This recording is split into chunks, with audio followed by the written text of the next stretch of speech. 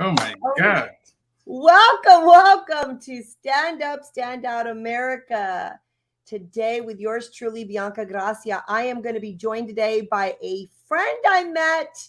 I followed him on Twitter, but I have met him at CPAC, and it looks like I have a little bit of a delay here. I'm wondering what is going on. Can you see me, Simon? Yes, I can see you. Okay, great. I don't know what is going on my end, but I see a little delay here. So hopefully we'll get through this streaming here. Simon, welcome to Stand Up, Stand Out America. Thank you for having me on, Bianca. I'm glad to be here. The last time I saw you was at CPAC. Yes, and that was busy, needless to say. We were very busy at CPAC. Yeah, So that was listen, a good time. it was great. I was so honored to have met you. I said, I know that man right there. And I just got to talking to you, and it was such a delight. For those of you that do not know, on our podcast, Simon here is a White House correspondent journalist, and he's recently had a very busy week. He has seriously had a busy week this week. So, Simon, tell our audience over at Latinos for America First and yours truly, Bianca Gracia, here on Stand Up, Stand Out America, what a week you've had. You've been attacked by the left media. You're constantly ignored at the White House when you're trying to ask questions. Simon, tell me what that's all about. Yeah, this has been a crazy week. It started on Monday. The Karine Jean-Pierre, the press secretary, brought some actors to talk about mental illness and how to be good to one another. And I realized, she's not called on me in the past 7 months, and she's ignoring me and many people in the briefing room. And I challenged her, and it went crazy. I'm sure, your audience will see the video, and it was really crazy. I've been attacked. I was attacked by multiple people, including people on the View, people on the left. But I also had almost 50,000 new followers on Twitter. So, which means, even though I was attacked, I also have many people who showed support. I have thousands of comments, thousands of messages. And that's where I find comfort. Our job as journalists is to afflict the comfortable and comfort the afflicted. We are not to become friends with the people in power and praise them, even as they oppress the people. Yes. And when you try to do the right thing, even in the Biden White House, what happens to you is they try to silence you. They try to ignore you. They try to discriminate against you. But if you send your questions in advance, if you send topics in advance, you are their friend. By the way, they used to call me our friend Simon, when, the Biden White House just began in 2021. When I go to their office, they will say our friend Simon. But when I began asking them real questions on COVID, on why banning only African nations over a variant that is in the UK, in Hong Kong, in different places, and they were not happy with that, and they began to ban me. The former press secretary, Jen Psaki, she handed over to Karine Jean-Pierre, the new press secretary, and she has also continued with the tradition. Wow, that's crazy. I do see that you actually were interviewed on Tucker Carlson this week regarding hit pieces from the Daily Beast. They're the left has they consistently attack your First Amendment right as a journalist. You're in the White House press pool, for crying out loud, just Yeah, asking questions, and they don't allow you to ask these questions, and they blacklisted you now. And one of the things I see that they have now said is that you're disruptive, Simon. yeah, You're asking a question or trying to get attention. Like, I have a question, and now you're disruptive. yeah, exactly. When you don't do what they want, if you do your job and you ask real questions about what the people really care about. Okay, let me give you an example. Mm-hmm. One of the key questions now is about the war in Ukraine. You know, Yes. the biggest humanitarian crisis in the world right now is not in Ukraine, is in a Ethiopia Tigray region. Almost 600,000 people have been killed between 2021 and 2023, according to the US estimate. But we don't see the outrage. We don't see, the billions of dollars moving there. We don't see the international community coming together and saying, let's pump in money to Ethiopia. And so one of the questions that I had yesterday at that briefing was about what the White House said last week. The White Mhm. House said last week that President Biden will not support a ceasefire between Russia and Ukraine, as advocated by China. And I wanted to ask them, when is the best time? Because eventually, China will not, Russia, Ukraine will not defeat Russia, and Russia will not be able to completely, defeat Ukraine. So Right, the path forward is negotiation. Instead of right, having it in 5 years where you spend trillions of dollars and hundreds of thousands of people die, why don't you begin negotiation now instead of even allowing China to do it and be playing the peacemaker around the world? And so they won't even talk to me. And also the vice president is going to Africa for the first time next week. And the First Lady, Jill Biden, just returned from Africa. And President Biden himself hosted almost 50 African leaders in Washington, D.C. last December for the U.S. Africa Leaders Summit. And even as the president hosted those leaders, the press secretary was not aware enough to call on the African reporter who is in the White House briefing. That's discrimination. And, just to state it clearly, a week before that, the president of France came to the White House for a state visit. The French journalists who are in the White House, they were given multiple questions to ask about what does that mean, when it comes to U.S.-France relations. Uh, how significant is this? All the key questions. right. But when the president is receiving 50 African leaders in Washington, D.C., the press secretary will not even call on the guy who is covering U.S. Africa relation in the briefing room. That's it is the height of disrespect. It's not just me. It means you're not serious about the relationship between U.S. and Africa, No, and but it's this not. is disrespectful, Simon, to you. That Yeah, is disrespectful to you, your and culture, your country. You're and the sitting there continent. trying to get news. It is very disrespectful. And Simon, or maybe you didn't really know this, but had this happened under the Trump administration, there would be riots on the streets saying discrimination and that Trump was a racist and he wasn't allowing the African people to, ask questions. I mean, this would not be accepted. And Simon, so it's not just discrimination, it's disrespect. Yeah, and not just disrespect for me, but for Africa also. Yes. It also shows the continuation of the colonial mentality, where you look down on some people, Mm. where you believe that you're not really having a serious engagement with them. If you do, you will respect the African guy who is there every day. And listen, Bianca, I don't expect to get questions all the time, but Yes. don't keep me there for 7 months. 7 months. And before I get to that, I will do all the things. I will go to the press office. I will go to lower press. In the White House, you have what you call lower press. Right. The people before the press secretary had, the junior. You go to them first if you have questions. If that doesn't work, you go to the press secretary office.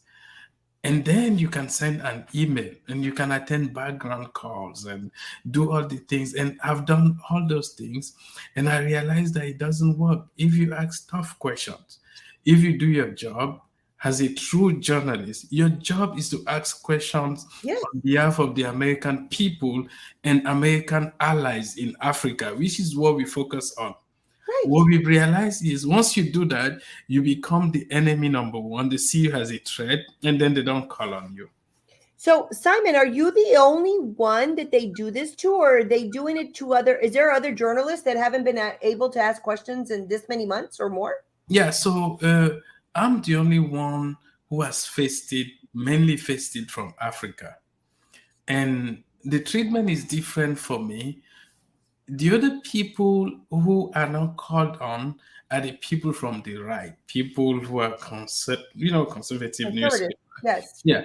And she rarely calls on them, doesn't call on them. If they ask question on Hunter Biden and China, the laptop and the relationship, the president and the son, it becomes too much. They don't want to answer that. And so next time they won't call on you. And that goes against the First Amendment. You Yes. know, she's making a mockery of the First Amendment. The First Amendment protects the right to free speech, press freedom, association, and the right to petition the government to seek redress. And and the reason the US is still the greatest country on earth is because of those freedoms. In many countries, journalists are afraid to ask key questions to Right. authorities because you'll be arrested, you'll be jailed, you may even be killed. In the US, we are not supposed to have that because here you're supposed to ask all the questions that you want without fear of retaliation. Without fear of retaliation, right? And now I'm realizing that, it's not perfect. No, and I really, Simon, I feel the need to apologize on behalf of our country because we should not be treating people like this. It's not like Africa is a hostile. You're not China. You're not communist China that's trying to take us down. And Africa has been always, a good ally to the U.S. We've had good relationships with Africa, and therefore I feel so bad. I feel like I am so sorry. This is not the way our country should be. But I am seeing this, Simon, I think I had a good discussion with you at CPAC. I remember talking to you about, some of these things that we're seeing. And you said, look, I'm not left or right, Bianca. You said, I'm just a journalist trying to do my job. And I'm just so happen to ask questions that people want me to ask for the sake of my country and the relations that we have with the U.S. And so, and that's, I didn't think that was so much to ask for. But, I'm starting to see, Simon, this week you've been attacked, not just by the media. And of course, you've been going through all this at the White House as a White House correspondent, but also you got attacked by the women in The View. Yes. I mean, they're claiming that you said things about them and they're calling you hostile and No, it's a disrespectful and disgrace. It's a disgrace. They called me Sonny Hostin. She called me a horrible person. It's I said nice things about her. I just withdrew it, on Monday night. I made a tweet and I said I withdraw all the nice things I said about her. Whoopi Goldberg, she also called me notorious. I see And that. She said you were notorious. Joy Behar, she was the worst person. She said that in 2013, I described women as having a fat ass. I've never done that. I respect women. I've never disrespected any woman. And I've never discriminated against anyone, black, white, brown, sexual orientation, religious belief.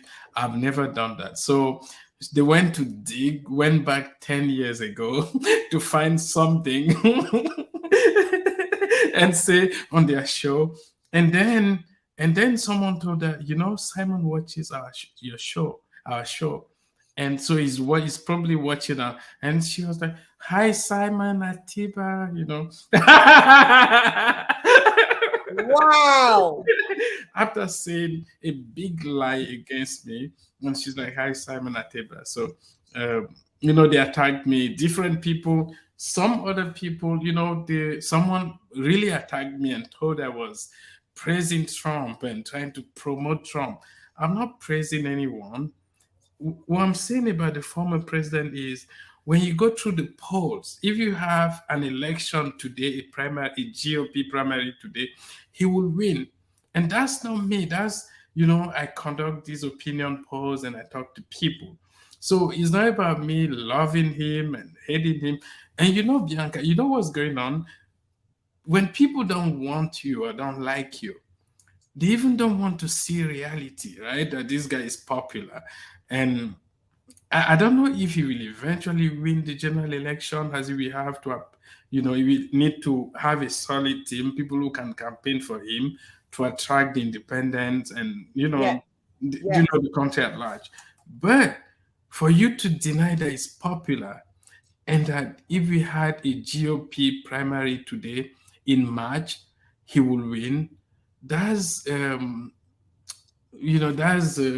not being sincere. Truthful. Yeah, Yeah, truthful. because you're truthful. I mean, Yeah, that's not being truthful. Yes. I think And so they attacked me for yes, saying those things. And someone told me, you seem to be campaigning. You seem to be auditioning to become the next press secretary. Get off your knees because that would never happen.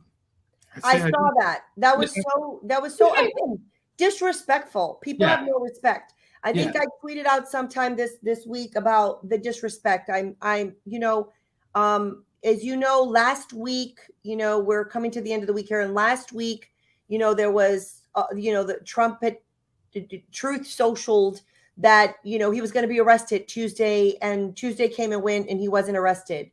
I knew that they were not going to come and drag him out in handcuffs.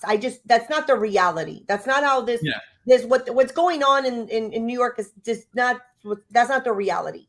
But people, you couldn't even say anything, Simon, because I, as a co-founder of Latinos for Trump and now president of Latinos for America First, I have to tell you, I've seen this evolution of MAGA. MAGA was a movement. It was a movement of people who were fighting for freedom and liberty. It was a people, the populist movement who said we've had enough with career politicians.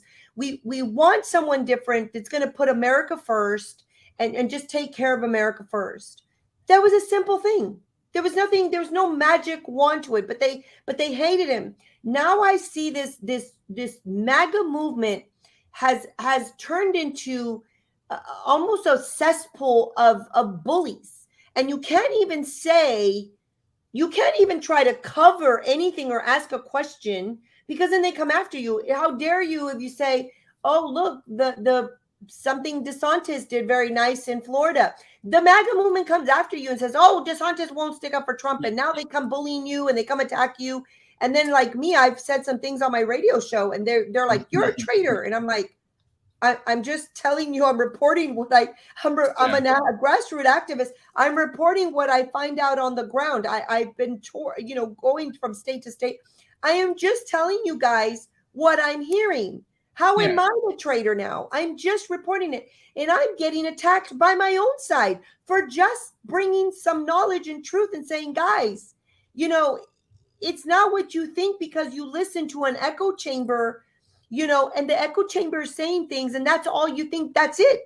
Yeah. There is a plethora of millions and millions of people out there who are just regular Americans walking the streets and going to the grocery store and trying to live their life. And Simon, they're not politically involved like a certain amount of people are. So they don't really know what's really going on, except if they listen maybe to it on the local news at 6 p.m. or 10 p.m. And so you get a pulse of what the people are saying, but Lord forbid you bring light to it because they attack you. And I'm like, this is not the MAGA movement that I remember from 2016 all the way to 2020. Now it's become like this angry mob, and they follow everything that Trump says. And I'm like, guys, you got to take a step back and you got to let people critically think for themselves. Let them look at all the, if we have true journalism who are asking questions, look at the left, look at the right, look at the middle, and make up your own mind. But you can't just follow the leader somewhere that tells you this is it and that's it. I mean, exactly. That's the job of a journalist, right?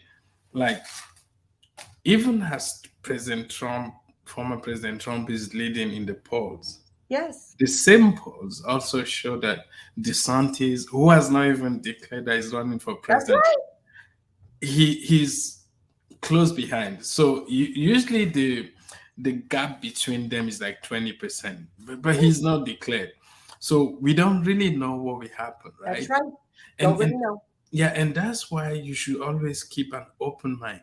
Yes. My job is to tell people, as of today, this is where we are. As of today, President Trump is leading in the GOP, the poll, all the Right. polls, Fox All News, hope. Yes. ABC News, all of them, Yes. even my own polls. And I think that to be able to attract the independents, you will need to have an open mind. That's But right. you also have to be truthful. You need to understand that as of today, this is where things stand. President Trump is ahead, DeSantis second. Right. And then when the governor of Florida eventually comes out and declares that he's running for president, we will see how that plays out, right? If Right. people will rally, around him, or if we still have the same gap. And I think, it's a big disservice to write people off. Say that, okay, DeSantis doesn't have a chance, or Nikki Haley doesn't have a chance, or Vivek doesn't have a chance. No, you see the polls and you see how people react. Even though right now, the way I'm seeing people react, one person who doesn't stand a big chance now is the former Vice President Mike Pence. When I see him, but even him, as a journalist, I can't write him off. Right. Because you don't know. Like, no, Bianca, you can't write anyone off who is still alive. That's right. That's I right. don't know what you become in 2 days. I don't know who you become in 2 days. Right now, you're having me on this podcast. Right. I don't know. Maybe you are the next secretary of, I don't know, something. You never know, Simon. Yeah. You can't write people off. And that's why you should treat everyone with dignity, love, care, respect. And respect. And also be open-minded, right? Yes. Don't write people off. Don't shut people down and out. Don't cast them out because they have a different political affiliation. Okay, yeah, there are exceptions, right? If people are trying to brainwash children, for instance, right, in schools, and you're like, oh, I want you to be, if you want to be anything you want to be, you can be it as an adult. But if you need to go to school to brainwash children, then it becomes a bit hard. Many parents will not accept that because that's not acceptable. But when it comes to having an open mind, I believe that people should keep having an open mind, because if you don't have an open mind, what ends up happening, you are in this bubble, right? This echo chamber, as you should call it. Yes. And you don't listen to people around, and you miss these millions of independent people who don't follow any news. That's right. That's what I'm talking about. When I go out there's just so many people that are not really politically involved like me. So I like to ask questions, and I get the pulse of the people and I report it back, whether it's on this podcast, whether it's on my radio show. But Simon, that's what I do as when I wear the hat of a journalist, because I have press credentials. So when I am a journalist, I want to be fair and balanced, and I have to treat people, I may not agree with them, but I like to listen to what they have to say, because maybe somewhere in the middle of what they're saying could be something that I say, well, I never thought of it that way. Or maybe that's, I should really think about it. Or, it's called critical thinking. We should be able to freely think.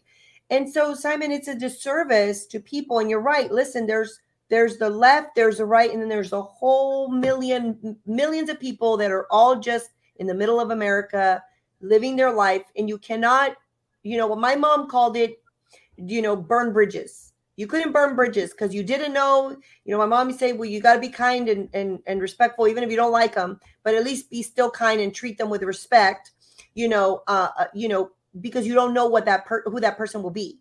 You don't know if they will be the president of a company and you're going to be needing a job and you were mean to them and they'll never hire you, but you really wanted that job. You don't really know when you're going to need someone. So you can't completely burn that bridge with them. And so, that is the danger that I see right now happening with this political, and this is the thing. People are getting attacked right now and no one else has declared yet. I mean, we just have Nikki Haley and Trump. That's it. Simon, there's going to be more. So we now have like 4 of them. Nikki Haley, we have Trump, you have Vivek. That's right. He did. I forget about it. And then you have this Johnson. You have a few people who have come out. And then we have like Pence is trying to come out. Pompeo is trying to also declare. And then a few others. But right now, people are actually, when you go through the polls, people are looking at Trump or DeSantis. So I Right. don't know how to, and I like what you said about, being respectful, being friendly, not burning bridges, because you don't really know what will happen tomorrow. We've had people who were Democrat yesterday and they are Republican today, and you need to keep that basic decency. I think I also kind of understand the MAGA movement. When they see the former president being attacked Yes. every single day and people are not fair to him, they are biased. They even want to have him Yeah. and in handcuffs. And they see that and it angers them. And Yes. but you also have to be careful because if you join that small circle, you don't see those millions of people. And eventually you may not even win the general election, which is crazy. That's right. Exactly. And so, we have to be very, very careful, Simon. And, you bring some very much truth. And I really appreciate everything that you're doing and the fact that you're just trying to be a voice out there. You're trying to do your job and you're not being allowed to do your job. And then now you're getting attacked. And so, and all you were trying to do is report news back to Africa so that your country could know what is going on in the United States. And here they've now, branded you and said now you're, a Trump supporter, and now they don't want to allow you to ask any questions, and you're just saying I'm kind of in the middle, just trying to report.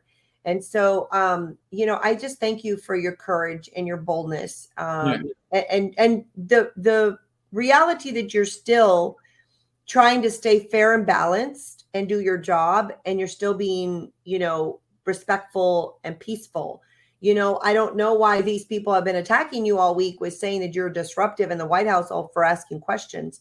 But this is what they do, and it's very unfortunate that our country has treated you this way. But I really thank you for everything that you're doing, and the fact that you haven't given up and you've not said, well, you know what, this is not worth it. I'm just going to go and do something else now because I can't even do my job. It's very, very sad day in America when that is happening. But I will say, Simon, what is next for you? I mean, are you going to just kind of stick it out, in the Yeah. White House? I mean, Yeah. what do you think that you're learning from all this, and what else could you possibly give our community out here? So I need two things. First, I need prayers. I need people to pray for me. Well, amen. We can do that. Watching now, listening now, I want them to pray for me. I want them to understand I'm fighting for truth, for Yes. the right thing. I'm not going to burn any shop, any store. I'm not going to attack anyone. I'm not going to, discriminate against anyone. I'm just trying to do my job, the job of a journalist, Right. building trust and having facts. So that's the first thing. The second thing is people should follow me on Twitter. Go to @SimonAteba. And Simon has Simon SIMON, Ateba ATEBA. And then the next thing is people should subscribe to my Substack, simonateba.substack.com, and also contribute to our newspaper. Go to todaynewsafrica.com and support us because we are launching a movement soon just to spread the, truth Right. and care and love, because you see, it goes beyond the White House. People want to be seen. What I'm fighting for in the White House are two things. Don't just call on the top people who have all the money. Right. Call on CNN every single day because they have money. But there are half the people in that briefing room who don't work for CNN, but Right. who represent millions and millions of Americans. Actually, the real people, most people don't work for top companies and top Right. organizations. Most people are like Independent. independent, and like me, they have something today, they don't have much tomorrow. Right. That's why people hate the people who become so rich but have no heart. And so I want people to pray for me, follow me, contribute to our publication if they can, subscribe, do anything that they want, but also watch out for our movement. We are launching a movement soon. and we will be, just spreading the truth and traveling across and calling against, talking about cancel culture and, just treating people with care and fairness. Amen to that.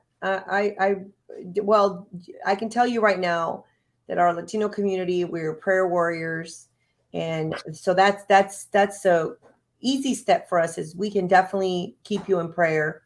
And I think that the second thing, obviously, is we can obviously follow you. If you're not following Simon, please go to Twitter and follow him. And also, we must subscribe to your Substack, because obviously, if they're not letting you do your job in the White House, you obviously have something to say and something to report, and you can't always say it in a little tweet. So I think it's important that we read what you're seeing as a reporter and what you're trying to, talk about, and so that we need to see these viewpoints. And listen to everybody's viewpoints about, things that are going on in the country, and educate ourselves so that we're just not sheep and following one narrative, or stick ourselves in, head in the sand. But I think that we can definitely do that. I think our audience will be happy to follow you. We are, live on Twitter, YouTube, Getter, Facebook. Getter is, I seem to do better in Getter because I'm not suppressed myself, Simon. I am very suppressed. I've been suppressed for a very long time. If we started a movement in Latinos for Trump, and they didn't want anybody to know we existed. When CNN interviewed us, they said, "Oh, they do exist." I'm like, "We're not like the M&Ms. We exist. We do exist. We've been out here for a very long time. You refuse to interview us. You refuse to give us a platform or a mic, or you refuse to talk to us. You wanted to act like there was no Latinos with Trump." And so that was, I've been very suppressed, lost many social media pages. So I hear you when it comes to the censorship of our First Amendment, rights. And so, Simon, thank you so very much. I know you've had a very long week, Simon, but I so thank you for taking the time to come on Stand Up, Stand Out America tonight to talk about what you have been going through at the White House. And again, everybody, you guys know what to do. To go and follow Simon over on Twitter. And as he says, is it Ateba? Yeah, at Simon Ateba. Ateba. There you go. So I said it right. I was like, yay. So good. You are a friend of ours in the Latino community, Simon, as we are a friend of you in the African American world. And we're just all Americans here. We're just, people, and, we will love and respect you. And we honor that you're doing a great job. So don't give up, Simon. Keep on doing what we're doing. I certainly am going to continue to follow you, because obviously you said there's a movement. And so I'm very excited about this movement that you're going to be starting, because we much need it. We really, really need it.